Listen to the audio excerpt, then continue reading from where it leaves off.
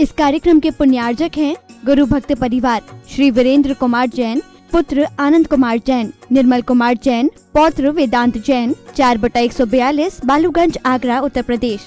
कदाचित तुम व्रतों को अंगीकार कर पाओ या न कर पाओ, लेकिन व्रतों को ग्रहण करने का उत्साह मन में सदैव बना के रखो।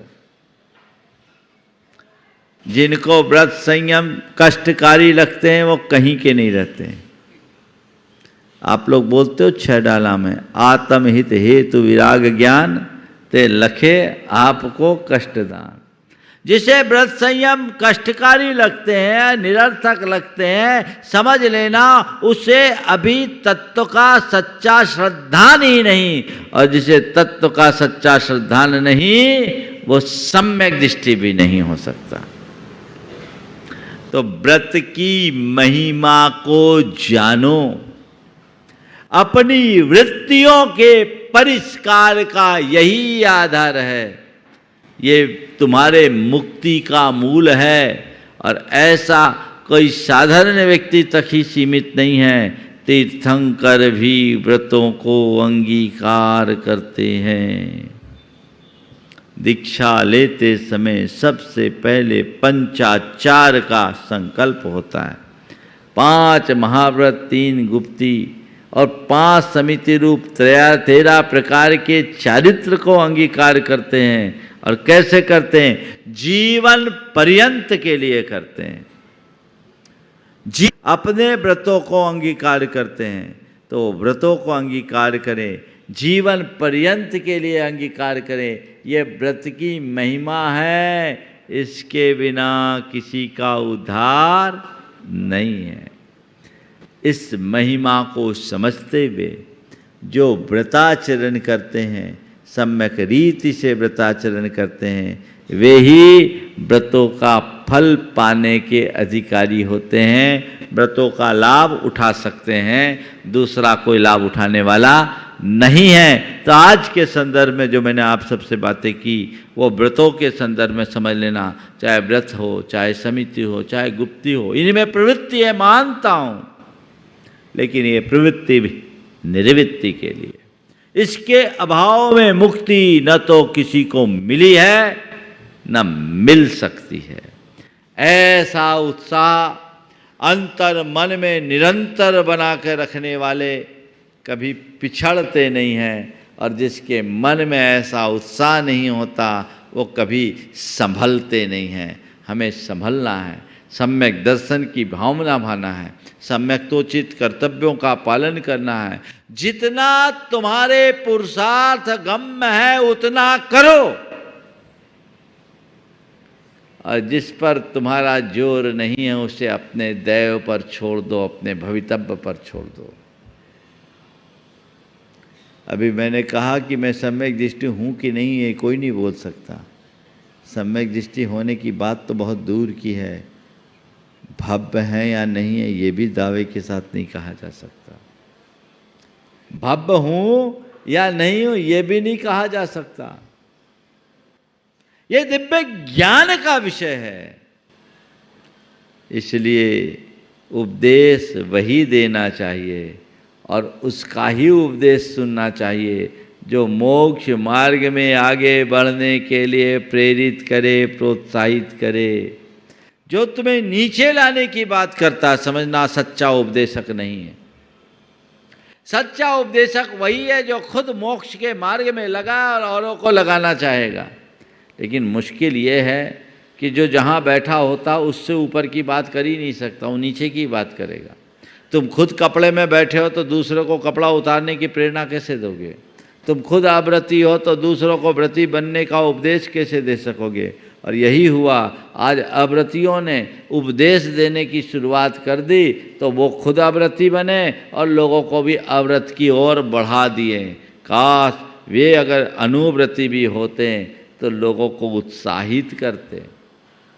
एक विशेष बात बता रहा हूँ, देवों को रत्नत्रय के उपदेश का अभाव है, अधिकार नहीं है। धवला में लिखा तत्तिरियन उपदेशा ही आरा भावादो, क्यों? तत्व चरित्ता भावा, देवों में चरित्र का अभाव है। धवला की 8वीं पुस्तक में है, उनमें कोई चरित्र नहीं, वो असंयमी है। इसलिए उनको रत्नत्रय के उपदेश देने का भी अधिकार नहीं है। देगा कैसे? नहीं तो देवता लोग प्रवचन देते कि आ जाओ तुम लोग मुनि बन जाओ, हम तो नहीं बन सकते, हमारी पात्रता नहीं है यहाँ, पर तुम मुनि बनोगे तभी कल्याण होगा। पिछले जन्म में हम मुनि बने थे तभी हम कल्याण प्राप्त किए, अब तुम मुनि बनोगे तो तुम भी हमारी जगह आओगे और परंपरा से मुक्ति को पाओगे। और मैंने तो गलती कर दी इसलिए स्वर्ग में अटक गया, तुम अगर गलती नहीं करोगे तो सीधे मोक्ष जाओगे। बोल सकते कि नहीं बोल सकते? लेकिन तथ्य चरित्ता भावा, वहाँ चरित्र का अभाव है। त्रियन उपदेश आह्यारा भावा दो, संयम लेशोपि न तेषां विद्यते। इस आशय की बात आचार्य वीरसेन ने धवला में लिखी है। इसलिए मैं आप सबसे कहूंगा, उपदेश सदैव उससे सुनना जिसके जीवन में कुछ आदर्श हो, जिसका आचरण खोखला है, जो थोथा आचरण पाल रहा है, वो कितने भी लच्छेदार बात करे, कितनी भी तार्किक बात करे, उसका उपदेश तुम पर असर नहीं करेगा, क्योंकि वो तुम्हें उस लायक बात बता ही नहीं सकता। उसकी तरफ दृष्टि रखो, चाहे जो उपदेशक बन जाए और चाहे जिसका उपदेश सुनोगे तो संसार में ही रुलोगे। तत्व ज्ञान की भावना होना अच्छी बात है, पर वही पढ़ो, वही सुनो जिससे तुम्हारा मार्ग प्रशस्त होता हो। तो पंच इंद्रिय संवरणम पंचभया पंचविंश क्रियासु पंच समिदो तय गुत्तु संयम चरणम निरायारम। मैं थोड़ा आगे बढ़ रहा हूँ क्योंकि काफ़ी दिन हो गए हैं इस प्रवचन माला को और मुझे प्रतिपाद्य को भी और आगे बढ़ाना है। 5 समितियाँ, चाहूँ तो 5 दिन 5 समिति में हो सकते, 3 गुप्ती में 3 दिन, लेकिन आज इसी गाथा में मैं सहिमाचरण का उपसंहार करना चाहूँगा और आने वाले दिनों में इस विषय को और आगे बढ़ाकर, अभी कुंद आचार्य के वांग्मय से इतना है कि पूरे 1 वर्ष बोलूँ तो कम है, पूरे 1 वर्ष अगर बोलूँ तो कम है, और क्या पूरा जीवन उन पर बोलते रहें तो कम है। पर सार में मैं अपनी बात आप सबको बता रहा हूँ। मुनिराज 5 समिति के पालन करते हैं, 3 गुप्ती, 5 महाव्रत, 5 समिति और 3 गुप्ती, ये 13 प्रकार का चरित्र मुनियों का मूल चरित्र है। यह मुनि के मूल है, पहचान है। हाँ, ये बोल रहे यही 13 पंथ है।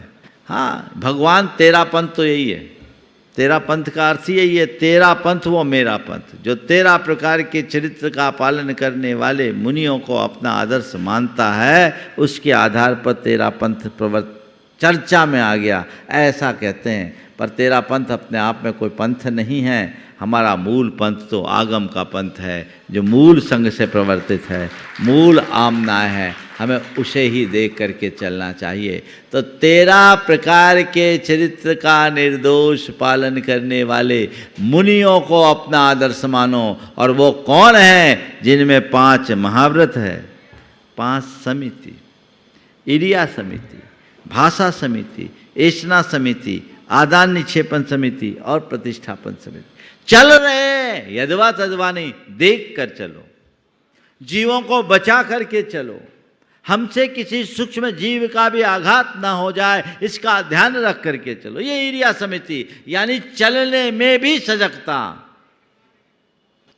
भाषा समिति, बोलने में सावधानी, बोलने में सजगता। बोलना है तो चाहे जो चाहे जैसा नहीं बोलना। हित मित प्रिय वचनों का प्रयोग करना।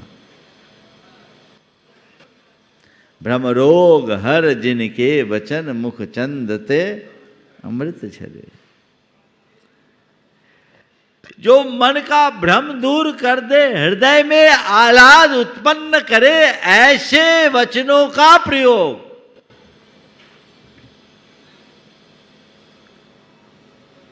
जिनकी चाल में शालीनता, और वचनों में मधुरता, भोजन में सात्विकता और प्रवृत्ति में विनम्रता हो, वो सच्चे अर्थों में मुनि हो सकता है। चल रहे चाहे जैसे मटक मटक कर नहीं, देख देख करके चलना है। चलते समय में भी अन्य प्राणियों के हितों को सुरक्षित करते हुए चलना है। बोल रहे हैं तो शुरू हो जाओ मशीन की भांति नहीं, बोलने से पहले तौलना है। हितकर वचनों का प्रयोग करना है, उतना ही करना है जितना आवश्यक और अपेक्षित है। यदवा तदवा नहीं बोलना है, अंट संट नहीं बोलना है, पाप पूर्ण वचन नहीं कहना है और किसी को कष्ट उत्पन्न हो ऐसे शब्दों का प्रयोग नहीं करना है। यही तो एक साधारण व्यक्ति को महान बनाने के आधार हैं। भाषा समिति यानी बोलने में सावधानी। इसका मतलब ये नहीं समझना कि ये सब केवल मुनियों के लिए जरूरी है। मुनियों के जीवन में तो ये होता ही है। तुम भी अपनाओगे तो शांति से जी पाओगे। बोलो, जिसके वचनों पर नियंत्रण नहीं है उसकी क्या हालत है? हाँ, जो अंट संट बकता रहता हो, जो अनर्गल प्रलाप करता हो, जिसकी वाणी में कोई अंकुश न हो, उस व्यक्ति को आप लाइक करते हो? उसकी कोई इज्जत होती है? क्या होता है? क्या होता है? अगर कहीं फंस जाए तो लोग सोचते कब इससे पिंड छूटे। हाँ, और हाँ, एक शब्द है बड़ा प्रसिद्ध देशी शब्द, लपरा। लपर लपर करता रहता, लपरा कहना, बाचाल कहना। ये जो बातें हैं कौन देखेगा? अपने जीवन को अच्छा बनाना चाहते हो तो व्यवहार को मधुर बनाओ, और व्यवहार की मधुरता तभी होगी जब वाणी में सरसता हो, मधुरता हो। तो मुनिराज भाषा समिति पूर्वक अपना जीवन जीते हैं। फिर आदान निक्षेपण समिति, किसी भी वस्तु को उठाते रखते समय रखी जाने वाली सावधानी। कहीं से भी कोई चीज़ उठाया, कहीं से भी कोई चीज़ रख दिया और खुद भी उठ गए बैठ गए, नहीं। इस पीछे से उस स्थान को विधिवत परिमार्जित करके, अच्छे से परिमार्जित करके, देख कर शोध कर, कहीं कोई सूक्ष्म जीव ना हो, उस सूक्ष्मतर जीव का भी आघात न हो, इस भावना को सुरक्षित रखते हुए प्रवृत्ति करना, ये आदान निक्षेपण समिति है। कहीं किसी भी प्रकार से किसी का घात न हो। ये हर किसी के बूते की बात नहीं है। जो अपने आप के प्रति जागरूक होता है, जिसकी अहिंसा के प्रति प्रगाढ़ आस्था होती है, वही समितियों का पालन कर पाता है। ध्यान रखना, समिति व्रत के संरक्षक हैं। बिना समितियों के व्रत का पालन संभव नहीं है। फिर है ऐसना समिति। भोजन करना है, क्या करना है? जो मिले सो ले लो, जो मिले सो लो, पर देख सोच के लो, शुद्ध लो, निर्दोष लो, विधि पूर्वक लो, जैसे तैसे नहीं, शोधन पूर्वक। आप लोग भोजन करते हो, कभी देख सोच के खाते हो? अब थोड़ा कल्पना करो, आप लोग तो टीवी देख के भोजन करते हो। घरवाली ने क्या बनाया, कैसा बनाया, उसका क्या स्वाद, इसका तो कोई आभास ही नहीं, खाते जाते हैं। मैं आपको बात कहता हूँ, देख के खाना सीखिए। क्यों? आप थोड़ी देर के लिए विचार कीजिए, जब हम लोगों को आप लोग इतना शोधन पूर्वक देते हो तो भी गड़बड़ होता है, अंतराय आता है। आप बिना देखे शोधे खाते हो तो पेट में क्या क्या जाता होगा, कभी कल्पना की? मैं आपको 2 उदाहरण दे रहा हूं, आपको आश्चर्य होगा। 3 मेरे साथ जो घटा। एक बार उन दिनों में गुड़ लेता था, तो गुड़ में स्टेपलर का पिन था, वो तो गुड़ के डल्ले को मैं फोड़ के लिया, छोटा सा स्टेपलर का पिन कितना बड़ा होता है, वो मैंने फोड़ा तो हाथ में ही पता लग गया स्टेपलर का पिन तांबे का था। आजकल तो लोहे का भी बहुत चलता है।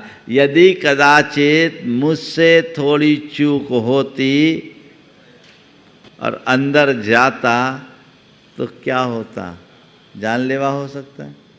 एक बार रोटी में चालनी होती, चलनी का इतना तार बिला हुआ था, वो उसके अंदर आटे में गुथ गया और वो मोटी रोटी थी, उसमें उन्होंने किया, मुझे संशय हुआ, मैंने उसको अलग किया, दिख रहा था इतना सा नोक, निकाला इतना बड़ा था, वो लोहे का था।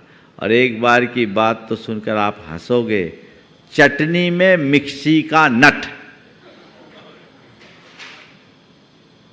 चटनी में मिक्सी का नट, ये चीजें तीन तो मेरे अनुभव है 32-33 वर्ष के।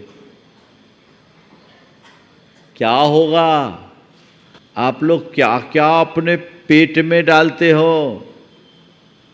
गुरुओं की सेवा करते हो, गुरुओं की पूजा करते हो, गुरुओं की भक्ति करते हो, कुछ आदर्श तो अपने जीवन में आत्मसात करो, तभी सच्चे गुरु भक्त कहलाने के अधिकारी होगे। शोधन करके भोजन करो, बिना देखे नहीं खाएंगे और भोजन करते समय केवल भोजन को देखेंगे, टीवी मोबाइल नहीं देखेंगे। आप ये संकल्प ले सकते हैं? क्यों? टीवी देखते समय भोजन नहीं करेंगे, मोबाइल देखते समय भोजन नहीं करेंगे, कर सकते हैं? हाँ, बिल्कुल दूर रखो, खाना खा लो, भोजन कर लो, फिर देखो। ये संकल्प ले लीजिए, ये आपकी सलामती का कारण है। और उससे भोजन करने से मन में भी बहुत शांति मिलती है।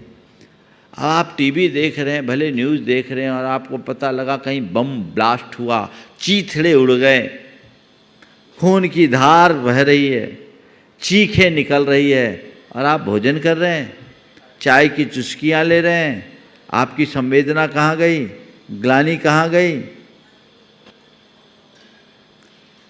ये मन को ठीक रखेगा? नहीं। भोजन पूर्ण सात्विकता से, कायदे से तो मौन पूर्वक भोजन लेना चाहिए। भगवान का नाम स्मरण करते हुए भोजन शुरू करो, और भोजन पूर्ण करने के बाद फिर से भगवान का नाम लो, और प्रभु को याद करते हुए कहो, प्रभु आज मैंने भोजन किया है, अब मेरा पूरा दिन भजन में बीते, भंजन में न बीत पाए, ये भाव रखो। तो भोजन शुद्धि ऐसना समिति कहलाती है। आप लोग कुछ तो सीखिए। और प्रतिष्ठापन समिति का मतलब शुद्ध, निर्जंतुक, निर्दोष, बाधा रहित स्थान में मल मूत्रों का क्षेपण करना। मुनिराज लोग इसीलिए जंगल में जाते हैं, खुले स्थान में जाते हैं। आज के समय में ये बहुत बड़ी समस्या बनती जा रही है। हालांकि समाज में जागरूकता है, बुंदेलखंड में तो प्राय सब जगह की समाजों ने कुछ जगह एक्वायर कर रखी है, खरीद के रख रखी है कि हमारे यहाँ आने वाले साधु संतों को निहार में कोई बाधा न हो। ये जिम्मेदारी आपकी है। सावक ही साधु की चर्या में सहायक बनता है। अगर सावक थोड़ी सावधानी रखे और वह साधु की चर्या में सहायक बन जाए तो बेड़ा पार हो सकता है। वैसा रास्ता सबको चुनना चाहिए। तो ये 5 समितियां हैं जिनका मुनिगण पालन करते हैं, और इसके साथ 3 गुप्ती है। गुप्ती को हम अपने व्यवहारिक जीवन में किस तरीके से आत्मसात कर सकते हैं, इसकी चर्चा आप सबसे फिर करेंगे। आज जो हमने व्रत का स्वरूप, व्रत की महिमा, व्रताचरण और व्रत के लाभ की बात आप सबसे की है, इसे समझिए और व्रतों के प्रति सदैव उत्साहित रहें। मन में ये भाव भाए कि मैं अपना जीवन व्रतपूर्वक ही पूरा करूं। पुराने ज़माने में राजा महाराजा भी होते थे तो अपना अंत मुनि बन करके पूरा करते थे। कल मैंने शंका समाधान में कहा था कि आजकल जिन लोगों का विवाह हो गया वो सोचते हैं हम तो गए, अब हम धर्म कर्म से गए, हम बाल ब्रह्मचारी होते तभी ठीक होता। ये गलत सोच है। 24 तीर्थंकरों में 5 ही बाल ब्रह्मचारी थे, 19 तो पहले गृहस्थ हुए। तीर्थंकरों का आदर्श गृहस्थी का है, बाल ब्रह्मचारी का नहीं। अब मैं नहीं चाहता तुम लोग सब बाल ब्रह्मचारी बनो, नहीं तो आगे की व्यवस्था ही खत्म हो जाएगी। संतति तभी तक चलेगी जब आप गृहस्थ हो। तो जितने गृहस्थ बन गए हो, गृहस्थ बनो, ग्रस्त मत रहो। अपने जीवन का अंत हम व्रती बनकर समाधि पूर्वक कर सके, महाव्रती बने, अनुव्रती बने, लेकिन अव्रती न रहे। ये संकल्प लो तो रास्ता तुम्हारा है।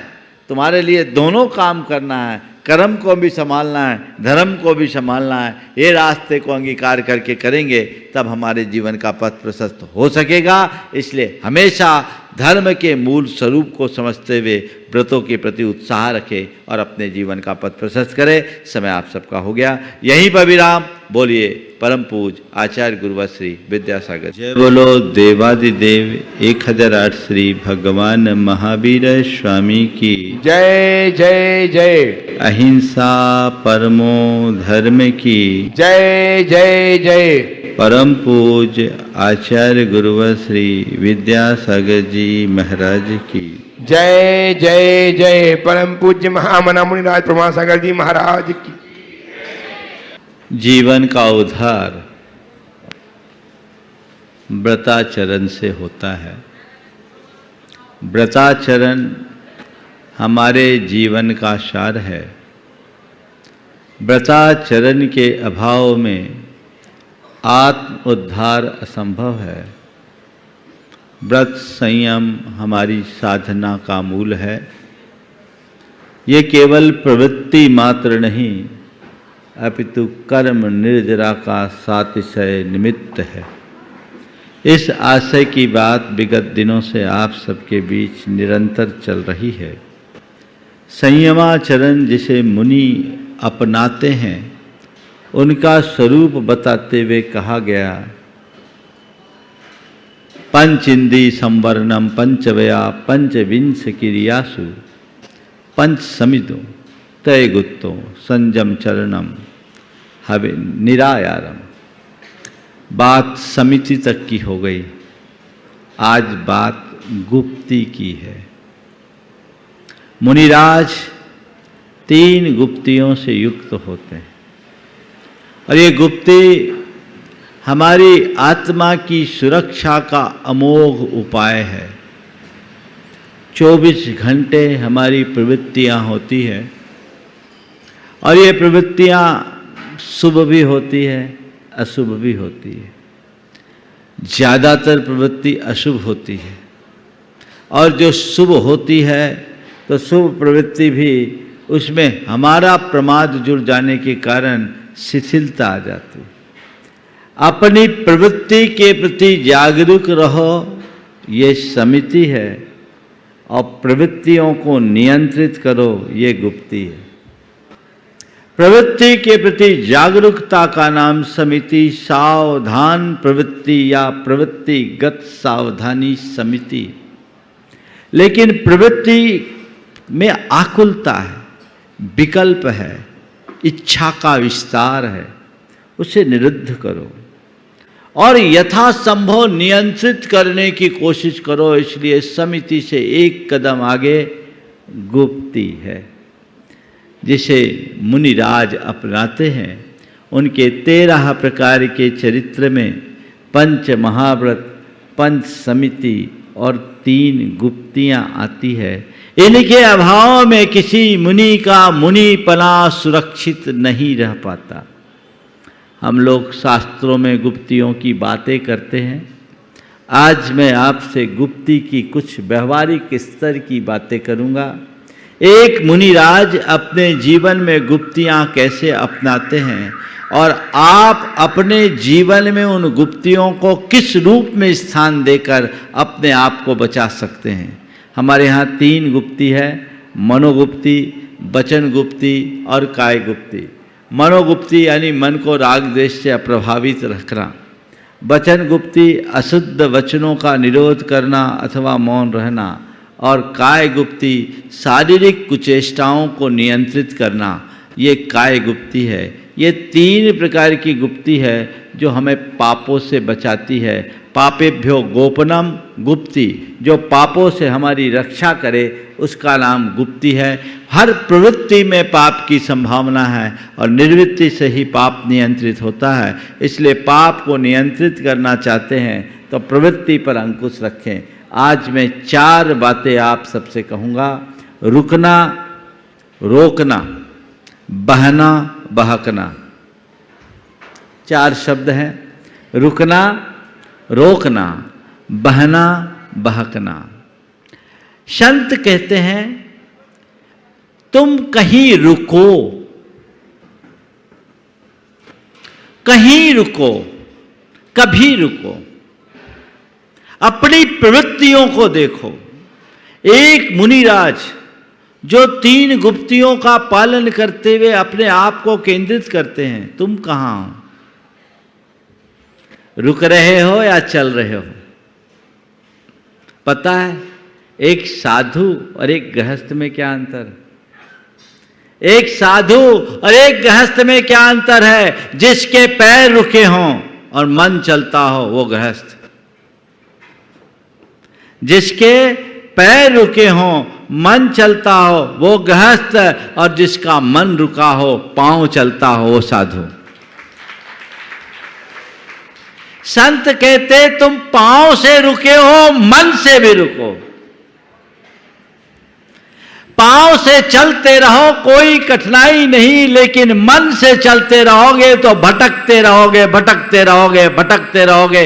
आज तक के अतीत का इतिहास हमारा तुम्हारा सबका यही है। मन की नियंत्रणहीन प्रवृत्ति के कारण ही हम संसार में भटके।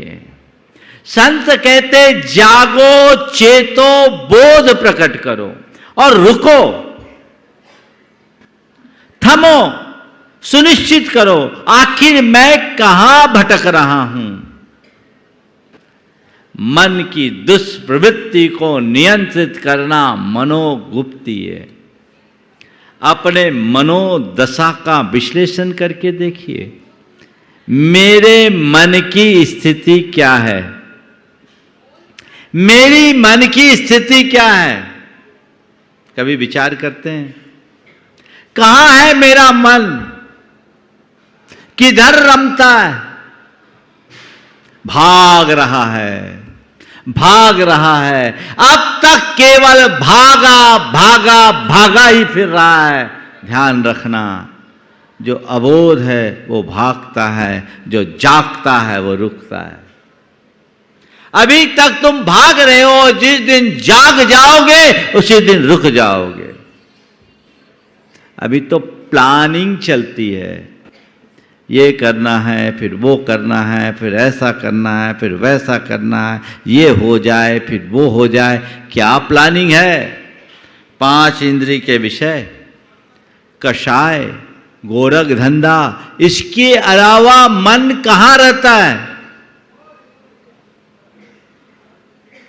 भाई यहां अब हमें रुकना है, विराम लेना है, एक लाइन खींचना है। व्रत ग्रहण करने का मतलब ही है अपने पापों पर विराम चिन्ह लगाना, पापों में विराम देना। व्रत ग्रहण करने का मूल मतलब यही है कि हम पापों में विराम दें, और पापों में विराम दें यानी रुक जाएं। रोको, रुकने के बाद है रोकना। हमने एक दायरा बनाया, वहां रुक गए, अब उसके बाद अपने मन को उससे बाहर नहीं जाने देना। रोकना गुप्ती है, रुकना व्रत और समिति है। रोकना गुप्ती है, सम्यक योग निग्रहो गुप्ती। मैंने एक अपना दायरा बनाया, उस दायरे के भीतर रहना मैंने सुनिश्चित किया, लेकिन उसके बाद भी मेरा मन मुझसे दूर जा सकता है। प्रायः ऐसा ही होता है, जिन चीजों से हम बचना चाहते हैं मन में वे ही बातें ज्यादा आती है। जिन चीजों से बचना चाहते हैं उन्हीं की बातें ज्यादा आती है। एक व्यक्ति ने कहा, महाराज जी, जब तक व्रत नहीं लिया था, विकल्प नहीं होता था, जब से मैंने परिज्ञा परिमाण ले लिया तो अब मुझे पैसे ही पैसे की चिंता होती।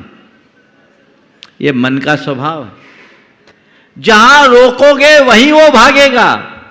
एक बड़ी पुरानी कहानी है। एक राजा था, उसके सिर में बाल नहीं थे। अब उसके मन में फितूर के मेरे बाल उगे। बहुत सारे वैद्यों को बुलाया, चिकित्सकों को बुलाया, सब उसका ट्रीटमेंट करे, पर बाल उगे तब तो। अब बाल उगे नहीं, राजा क्षुब्ध हो जाए, उसको सबको दंड दे दे, कैद कर दे। सारे वैद्य हकीम परेशान। एक अनुभवी वैद्य एक बार उसके पास पहुंचा और उसने कहा कि महाराज, आपके लिए मैं एक अद्भुत रसायन लेकर आया हूँ। इस रसायन का प्रयोग करते ही आपके बाल तो वैसे हो जाएंगे जैसे आपके बचपन में बाल थे। राजा बहुत खुश हुआ, बोला ठीक है, रसायन दो, मैं उसका सेवन करूँगा। बोले महाराज, आप ये रसायन 100% काम करते, अमोघ रसायन है, लेकिन इसकी एक शर्त है। बोले क्या शर्त है?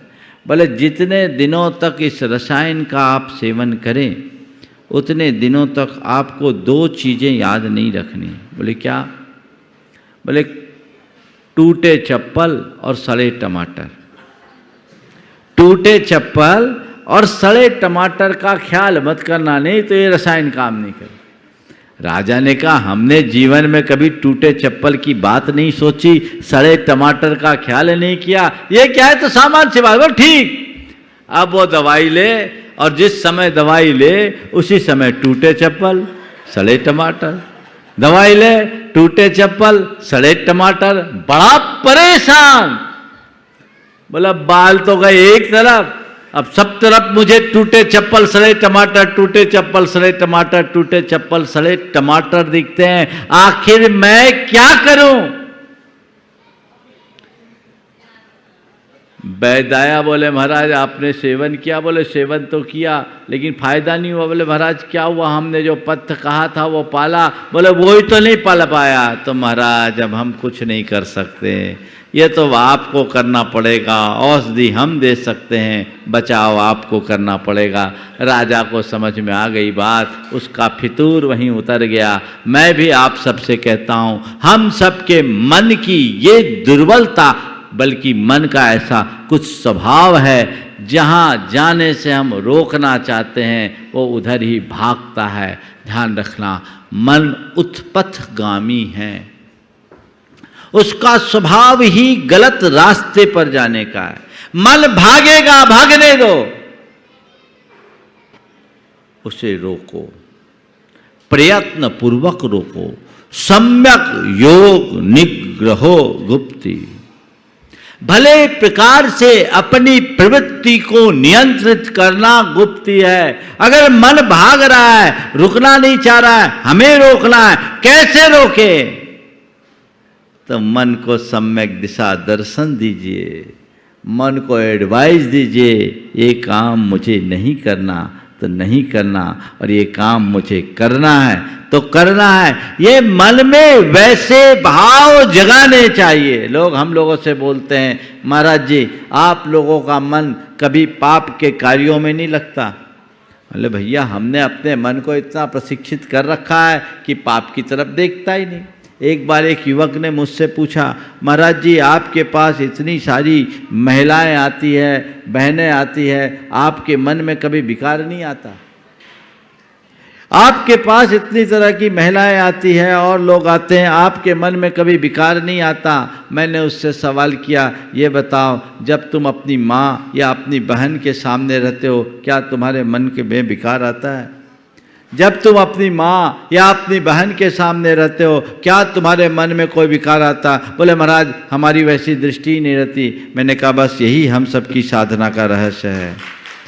तुम्हें कोई एक माँ है, तुम्हारी कोई एक माँ है, तुम्हारी कोई 2-4 बहनें होगी, हमारी दृष्टि में संसार की हर स्त्री में माँ या बहन की छवि दिखती है। तो वो पवित्रता अपने आप आती है। मन अनियंत्रित है, बेलगाम है, उत्पथगामी है, वो भागेगा। लेकिन जो जागता है वो मन को रोकने में समर्थ हो जाता है। रोकना है, रोको, सम्यक रूप से रोको, उसे सही एडवाइस दो। ये मेरा दायरा है, इससे बाहर तुम्हारे लिए कोई गुंजाइश नहीं है, तुम्हें इसके भीतर ही रहना है। एक छोटा बच्चा होता है ना, जैसे जैसे चलना सीखता है तो उसका मन होता है खेलना, बाहर जाना। तो माँ क्या कह देती है, बेटा देख तेरे को खेलना है तो खेल, पर आंगन के भीतर खेलना, आंगन के बाहर नहीं। हालांकि अब तो घरों में आंगन ही नहीं बचे, ज़माना ही बदल गया, लेकिन पुराने ज़माने में यही कहा जाता था, बेटा तेरे को खेलना है खेल, आंगन के भीतर खेलना, आंगन के बाहर नहीं। और बच्चा उसे ही अपना एक दायरा मान लेता है और आंगन के भीतर खेलता रहता है, वो सुरक्षित रहता है। और आंगन का उल्लंघन कर देने पर खतरा होता है। हम लोग भी अपने मन को कह देते हैं, ये तेरा दायरा है, तू अपने 5 महाव्रतों की परिधि में जितना खेलना है खेल ले, उससे बाहर जाने की तुझे कोई अनुमति नहीं है। मन रुकता है, रुकता नहीं, रोका जाता है। मन को रोकने की कला सीखिए। ऐसी बातों से मन को अप्रभावित रखिए। एक बार मुझसे पूछा गया, महाराज जी यहीं पर जब 2014 में थे, मूलचंद जी लुहाड़िया ने मुझसे एक सवाल किया था, महाराज जी आप गुणायतन का इतना बड़ा प्रकल्प कर रहे हैं, हमारे मन में एक विकल्प है, कहीं आपके सामायिक में तो गुणायतन का प्रकल्प नहीं आ जाता? सवाल है, होगा। मैंने कहा भैया मैं औरों की नहीं कहता पर अपनी कहता हूँ। मैंने एक अपनी ऐसी व्यवस्था रख रखी है कि जिस समय जो फाइल खोलनी होती वही खोलता हूँ, और जितनी देर के लिए खोलनी होती उतनी देर के लिए खोलता हूँ। जब तक फाइल खुली है तो खुली है, फाइल बंद तो बंद। जो फाइल खोलना वही फाइल खोलना, और जितनी देर के लिए खोलना उतनी देर के लिए खोलना है। आप रोज अनुभव करते हो शंका समाधान में, एक प्रश्न से दूसरे प्रश्न का कोई तारतम्य नहीं, लेकिन पहले का असर दूसरे पर नहीं और दूसरे का असर पहले पर नहीं। बस यही हमारी कुशलता होनी चाहिए। जो काम करना है जितनी देर के लिए करना है, जो प्रयोजनी वो करो, अप्रयोजनी तो करो ही मत। पर प्रयोजनी को भी उतनी ही देर तक प्रयोजन से उतना ही प्रयोजन रखो जितना कि जरूरी है। तो ये गुप्ती रोकना, अगर हम उसी में बह जाए तो बहक जाएंगे, भटक जाएंगे। लोगों के साथ अक्सर यही होता है, वो रुकते नहीं हैं, रोकते नहीं हैं, बह जाते हैं और बह जाने से फिर बहक जाते हैं, भटकाव आ जाता है। ये हमारे साधना की एक बहुत बड़ी कमजोरी है। साधु वही है जो अपने मन को रोकने में समर्थ हो। आकार के प्रति मन जाना ही नहीं चाहिए। यदि कदाचित अज्ञानवश, प्रमादवश, कषायवश चला भी जाए, तुरंत अपनी निंदा ग्रह करो। रिवार्ड नहीं, ये गलत कर दिया, मैंने अपनी बाउंड्री क्रॉस कर दी, ये अब कतई संभव नहीं, ये मुझे नहीं करना, नहीं करना, नहीं करना। ये साधु जीवन की बात है, और इसी के बदौलत वे पूरे जीवन अपनी साधना को साध पाते हैं। ध्यान रखना, मुनि बनना कोई साधारण काम नहीं है। कदाचित मुनि बनना फिर भी सरल है, पर मुनित्व को निभाना बहुत कठिन है। मुनि पने को वही निभा पाता है जो अंदर से जागा रहता है। मैं हर पल यही सोचता हूं कि मेरे जीवन की सबसे बड़ी पूंजी मेरा रत्नत्रय है, जो अनंत जन्मों के पुरुषार्थ के परिणाम स्वरूप मुझे मिला है। मुझे सब खोकर उसकी हिफाजत करना है, उसे बचाकर चलना है। वो अमूल्य निधि है, इस बात का एहसास मुझे है, मेरे मन में है, इसलिए मैं एक पल भी उसके प्रति लापरवाह नहीं होता। बस आपसे भी मैं यही कहता हूं, गुप्तियां तो मुनियों की होगी, लेकिन अपने आप को भी तो एक दायरे में बांध कर रखना सीखा जा सकता है। मेरी एक सीमा हो और मैं उस सीमा से बाहर न जाऊं। जब भी मन जाने लगे, सोचो ये मेरे लिए नुकसान पहुंचाने वाला है, ये मेरे लोक और लोकोत्तर दोनों हितों में बाधक है, इससे मुझे बच के रहना है। मैं इस मर्यादा का कभी उल्लंघन नहीं करूंगा। तब मन गुप्ती होती है। मन का खेल विचित्र है। मन तो कल्पनाओं के जाल बुनता है, और ऐसे जाल कि अपनी कल्पना जाल में मनुष्य खुद उलझ के रह जाता है। व्यर्थ की कल्पनाओं से बचो, जिनमें पाप की संभावना है उनसे दूर रहो। ये रास्ता सतत बना करके चलना चाहिए, और जो ऐसे रास्ते पर चलते हैं वे ही सच्चे अर्थों में अपना जीवनोत्कर्ष कर पाते हैं। तो मन को राग देश से अप्रभावित रखना। बोल चाल की भाषा में बोलूं तो व्यर्थ की बातों में जी उलझाने से बचना। व्यर्थ की बातों में जी उलझाने से बचना। बहुत लोग हैं जो व्यर्थ की बातों में जी उलझाते हैं। थोड़ा हिसाब लगाओ, 24 घंटे में काम की बातें ज़्यादा सोचते हो या बिना काम के। वैज्ञानिक कहते हैं एक मनुष्य के मन में 24 घंटे में 60,000 विचार आते हैं। कितने विचार? 24 घंटे में 60,000 विचार, एक घंटे में 2,500 विचार। समझ गए? इतने विचार एक दिन में आते हैं। काम के कितने हैं? काम के कितने हैं? हाँ, हिसाब लगा। काम के कितने? महाराज काम के तो बहुत कम, बेकाम के ही ज्यादा हैं। उसी पर तो लगाम लगाना है। ये फिजूल का जो चिंतन होता है ना, वो क्या करता है।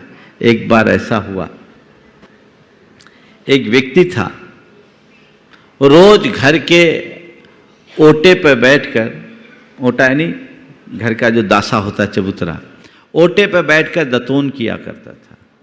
उसी मध्य एक सांड आया करता था। उस सांड की जो सींग थी ना, बड़ी आकर्षक थी, आर्च लिए हुई थी, ऐसे आर्च जैसी बनी हुई थी सींग में। सांड की सींग में ऐसी आर्च बनी, और वो सोचता था, एक दिन उसके मन में ख्याल आया, इस सांड की सींग में मेरी गर्दन घुसेगी कि नहीं घुसेगी, मेरा सिर घुसेगा कि नहीं, इस सांड के सींग में मेरा सिर घुसेगा कि नहीं। अब रोज उसका दतोन करना, उसी समय सांड का आना, और सांड के आते ही इसके दिमाग में फितूर चढ़ना, इसकी सींग में मेरी गर्दन घुसेगी कि नहीं, इसकी सींग में अपनी गर्दन घुसेगी कि नहीं, इसकी सींग में मेरा सिर घुसेगा कि नहीं, इसकी सींग में मेरा सिर घुसेगा कि नहीं। अब रोज रोज के इस विचार के द्वंद्व से वह भी तंग आ गया, और एक दिन सोचा प्रैक्टिकल करके देख लो ना, प्रैक्टिकल करके देख लो ना। और जैसे ही सांड आया, दिमाग में विचार आया, और उसने अपनी गर्दन उसमें घुसा दी। फिर आप सबको पता है क्या हाल हुआ होगा, क्या हाल हुआ होगा। मुझे नहीं मालूम ये कहानी किसकी है, मुझे नहीं मालूम कि ये कहानी किसकी है, पर अपने अंदर झांक के देखो, रोजमर्रा के जीवन में तुम कितनी बार सांड की गर्दन में, सांड की सींग में अपनी गर्दन घुसाते हो, कितनी बार, क्यों दिमाग लगाते हो। बिना काम की बातों में अपना जी उलझाना सांड की सींग में अपनी गर्दन घुसाने जैसा हास्यास्पद कृत्य है। काम से काम रखो, फिजूल की बातों में अपनी शक्ति का अपव्यय क्यों करते हो?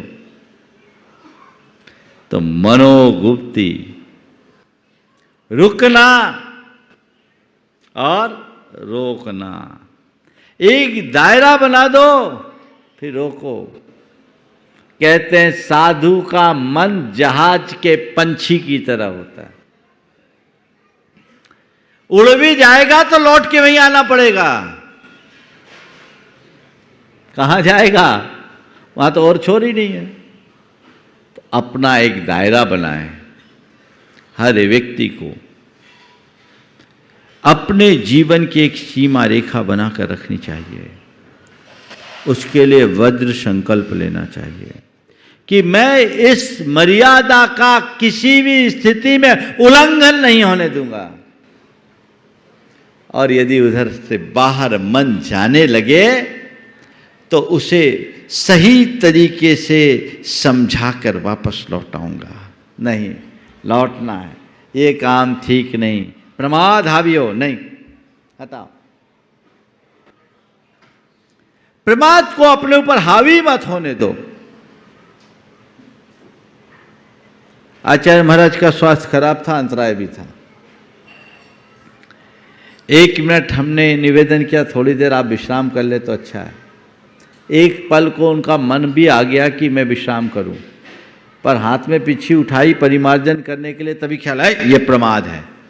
बैठ गए, एकदम तन गए। पहले से ज्यादा स्फूर्ति, नहीं लेटना, ये प्रमाद है, नहीं लेटना। बस यही जागरूकता तो मनुष्य को संभालता।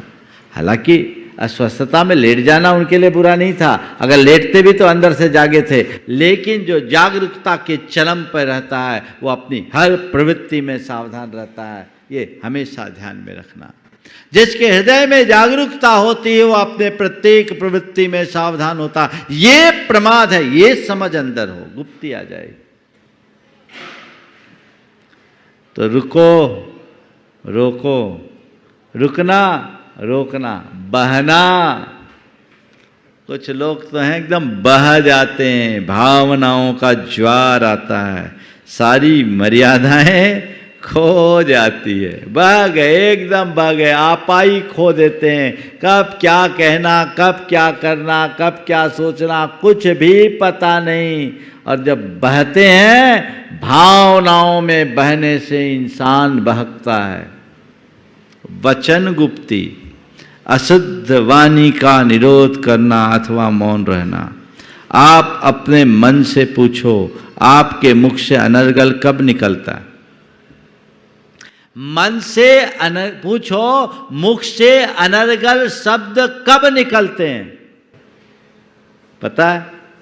जब आप भावनाओं में बह जाते हैं, आपे से बाहर होते हैं, क्रोध का आवेग होता है या भावनाओं का उद्रेक होता है। भावनाओं का होना बुरा नहीं है, मनुष्य को भाव शून्य कभी नहीं होना चाहिए। भावना हो पर नियंत्रित। भावनाओं में बहोगे, बहकोगे, मर्यादाएं खंडित होगी, नियंत्रण नहीं हो पाएगा, जीवन की दिशा कभी व्यवस्थित नहीं हो पाएगी।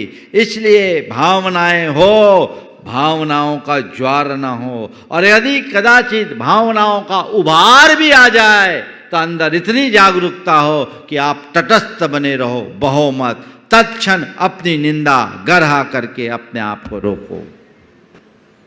हा डुट्ठ कयम, हा डुट्ठ चिंतियम, भास्यम च हा डुट्ठम, अंतो अंतो डज्झामी पच्छुत्तावेन बेअंतो। हाय मैंने बुरा किया, हा दुट्ठ चिंतियम, मैंने बुरा सोचा। हाय भाष्यम च हाडुट्ठम, मैंने बुरा बोला। इसका मुझे अंदर ही अंदर घोर पश्चाताप है। अंतो डज्झामी, मैं अंदर ही अंदर बहुत पश्चाताप का एहसास कर रहा हूं। अंदर ही अंदर झुलस रहा हूं, अंतो ढच्छा में मेरे अंदर आग सी लग गई है। किसकी? पश्चाताप की।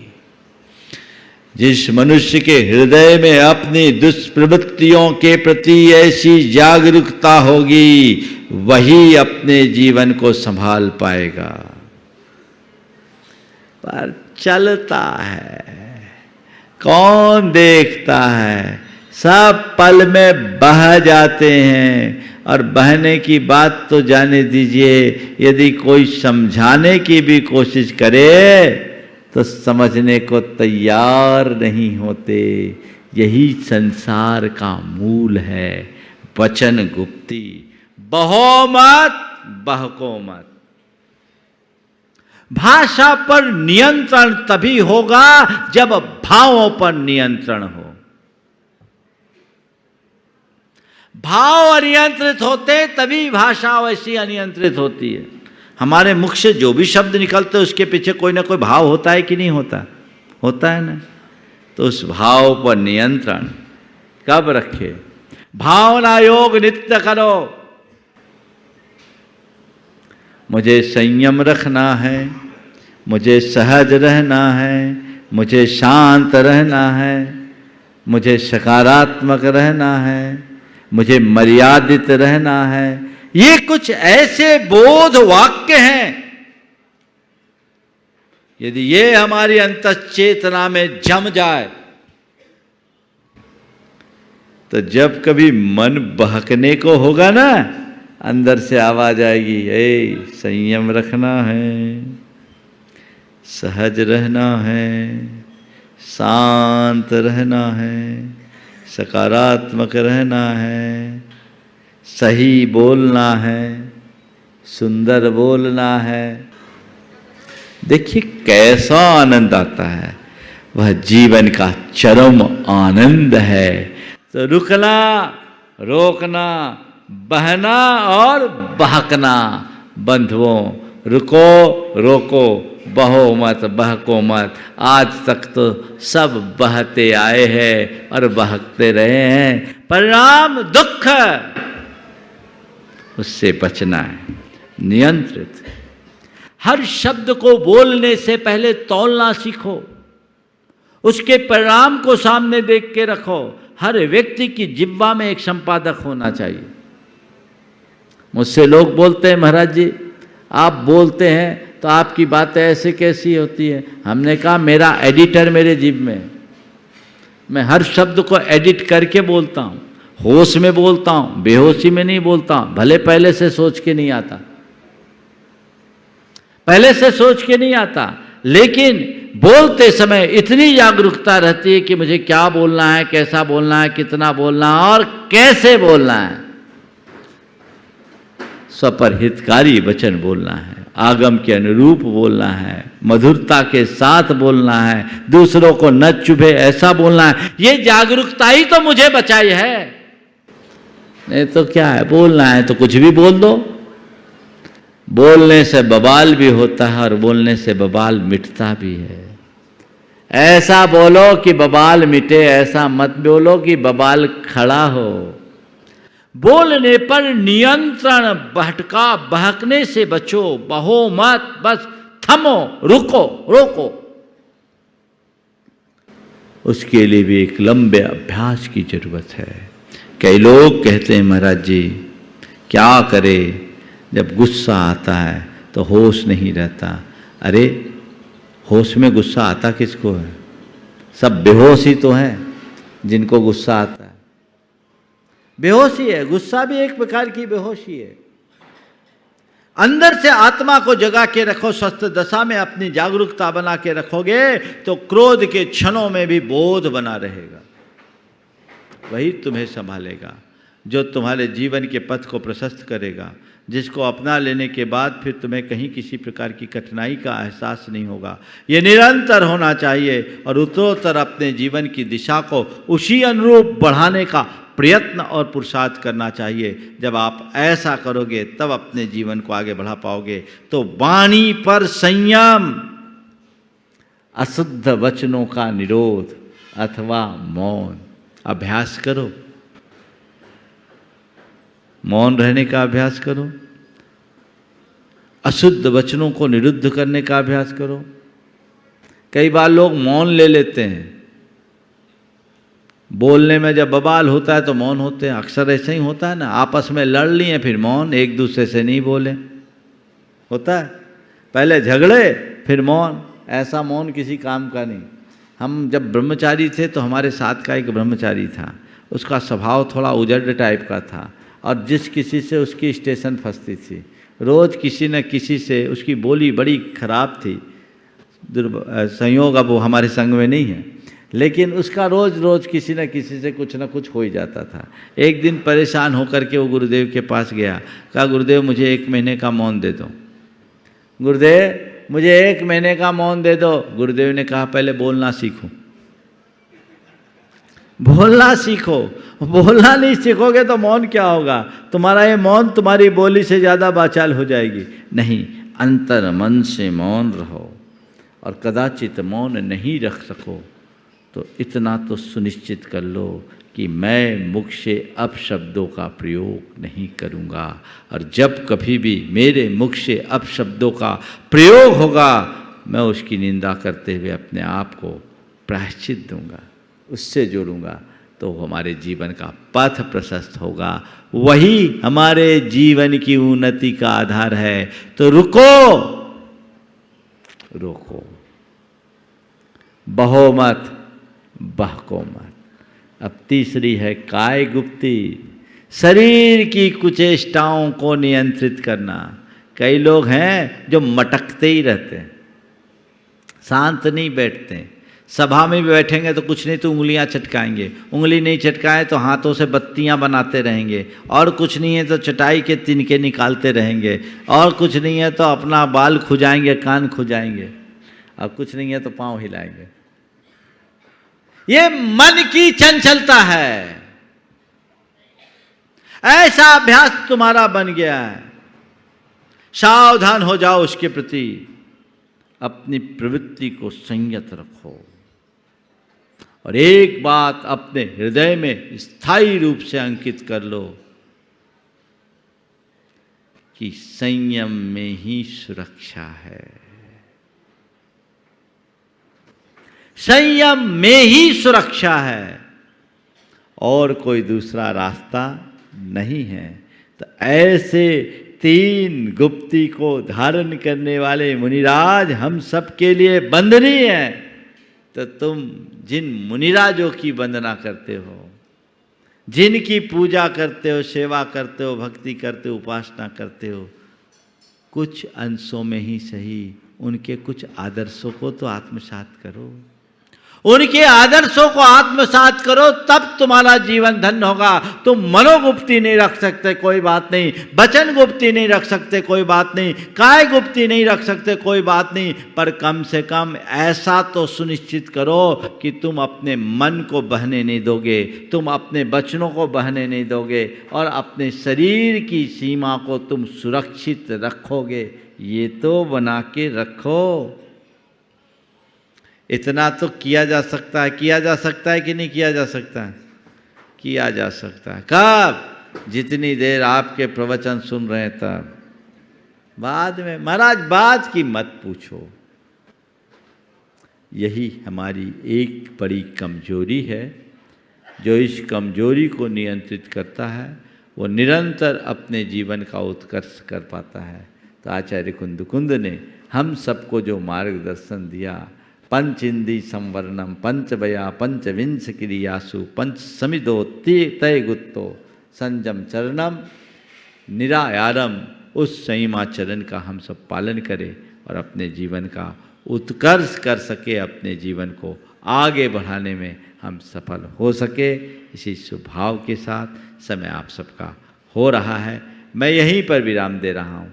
बोलिए परम पूज्य आचार्य गुरुवर श्री इस कार्यक्रम के पुण्यार्जक थे गुरु भक्त परिवार श्री वीरेंद्र कुमार जैन, पुत्र आनंद कुमार जैन, निर्मल कुमार जैन, पौत्र वेदांत जैन, 4/142 बालूगंज, आगरा, उत्तर प्रदेश।